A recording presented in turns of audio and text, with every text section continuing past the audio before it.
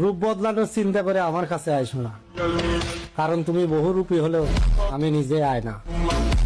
আমার হাত মান পড়ার বয়সে তোমার মতো বহুরূপীর সাথে দেখা হয়েছিল, তারা এখন ভালো নেই। আমি কিন্তু আমি আছি, তাতে আমার কিচ্ছু যায় আসে না।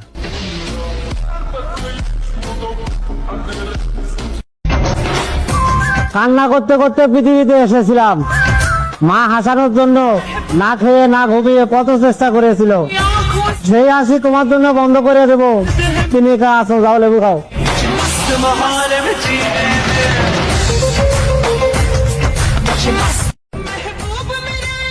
ছাড়বাও না আবার ধরবাও না, মানে বাইরে তোমার টেম্পু তুমি ঠিকই চালাইবা, মাঝে মাঝে বাইরে সমস্যা হলে আমারে ইউজ করবা আর আমি থাইকে যাব। আরে না, আমি তোমার মতো আর একটা পটায় নেবো। ধন্যবাদ।